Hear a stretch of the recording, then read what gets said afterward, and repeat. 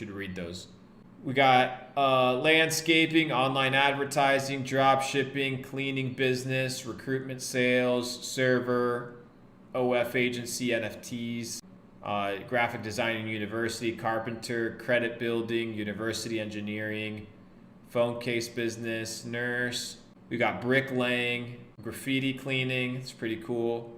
We got digital marketing, crypto. We got a ton. We got people in every endeavor of life. This is really good. Here's the thing. I don't care what you're currently doing, guys. Listen to me. You should have another stream of income. If you don't have a stream of income, your first stream of income should be a service that you offer.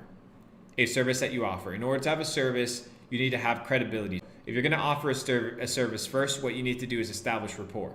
What does establish rapport means? You need to figure out what are the things that people consider credible business principles in order for you to be credible. You need a website. Go on Webflow. You can get a template for $100. You can get a website up and running. You don't have $100. You can go make your own on Shopify with a front end and some theme page with some articles and some shit for $29 a month. The second thing that you're going to do, especially if you're running a physical business, is you want to have your social media in check. I don't care if you're running a fucking landscaping business. I don't care if you're running a digital marketing business. You have to have your social media on check. What does that mean? That means you need to have, if you're offering a physical location type service, you need to be on Google, right? When people look up Google, you need to be on Yelp. You need to be on every place where services are requested and be there trending. The way that you get trending is by learning SEO, search engine optimization. If you're not familiar with that, you can look it up. And then you can also rank with paid traffic. The next thing you need to do is your social media profiles, right? You're going to have your TikTok, your Instagram, and your Twitter. Just very basic. Just be there posting on a regular basis. It's going to give you legitimacy, right? Going to make you look legit. It's extremely important to do that. The reason it's extremely important for you to do that is because you'll stand out from your competitors, right? Sometimes the difference between the person choosing this other guy and choosing you is maybe the reviews on Google, right? That's what it comes down to. We pick restaurants based off of the reviews that they have. We pick salons, we pick barbershops based off of the reviews that we have. How could you run a successful business and neglect your fucking online reviews? It makes zero sense. So make sure that you are checking yourself in that perspective to run a successful business. If not, it doesn't fucking make any sense. People look at online reviews and consider those to be valuable pieces of information. Your ability to dictate what's being actually reviewed on Google is extremely important. You run a physical business, give people a discount with a QR code that leads them and links them to your actual Google profile to leave a review, right? You need to incentivize your people to take action, just like I incentivize you to click like on this video, right? I incentivize you with good content. You do the same, and that's how you build reciprocity with your customers and with your clientele and with the people that perceive you long term. We are at an hour mark, ladies and gentlemen. Today, we talked about the 3 avenues in which you can make money. The first one is services. You have sweat, time, and manpower that are dedicated into these services, and that is your first service to make money. Your first way to make money if you don't have a massive skill is services. Find a service, write this down, where you're better than others, you're hard to replace, right? You do the job better than other people do it, you're hard to replace. Let me know when you write that down. The skill, right, or service that you're going to select is a service where what you offer, you do it better than other people, you're hard to replace. And then finally, you need to also remember that manpower is many times all that you have. What you need to do is you need to identify a need. We talked about identifying needs with high value individuals, right? It's easy for you to spot and identify a need. You just need to be able to look for it. The next thing we're going to have is our physical goods, right? And this is our e-commerce stores, our clothing, our foods, our supplements, right? Physical goods are good, but they require more logistics because now you have inventory costs, management costs, you have shipping logistics, you have customer refunds, you have chargebacks, things of this nature that are outside of your control. That initially, if you had a better business structure, I think that's why I became successful in e-commerce, was because I already had some sort of business acumen.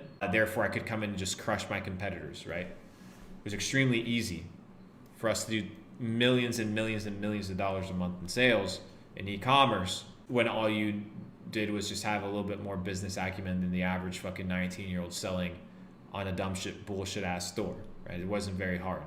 Finally, you have your digital goods. And these digital goods, if you were to make, let's say, I don't know, some sort of app and you didn't code and you wanted to start a fitness app. Well, let's say your startup cost on the low end was like 20 grand, right? For server hosting, maintenance, the coders, your fees, your licenses, everything to operate successfully. And you have an MVP, right? Your minimum viable product, but you don't necessarily have a customer base.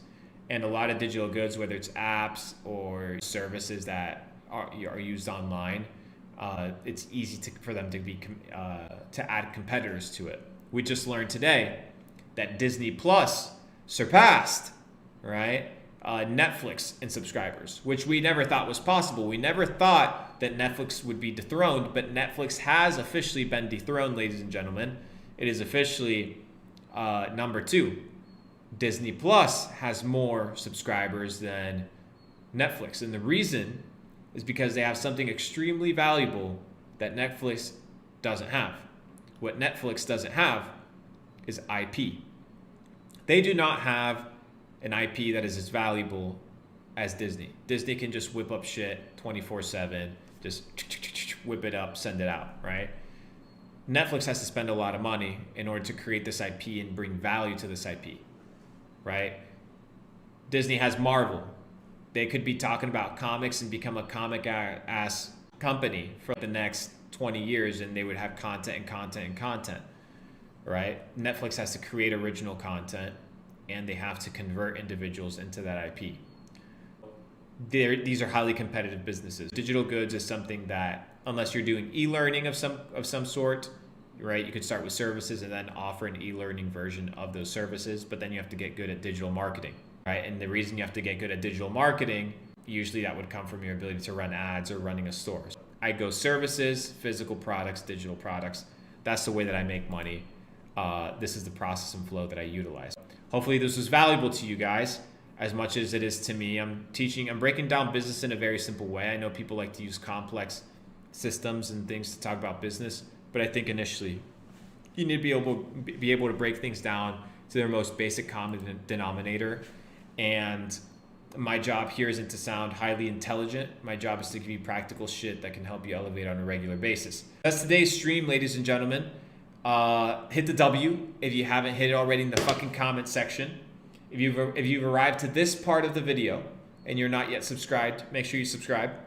We will be back tomorrow where I'm going to be teaching you guys a couple more concepts on money, because somebody said explain IP, intellectual property. Somebody said, is copywriting a good way to make money? Yes, copywriting would be a service. IP means intellectual property, guys. Intellectual property. IP is intellectual property. Disney owns the intellectual property of Marvel, so they can just put out a ton of Marvel pieces, right?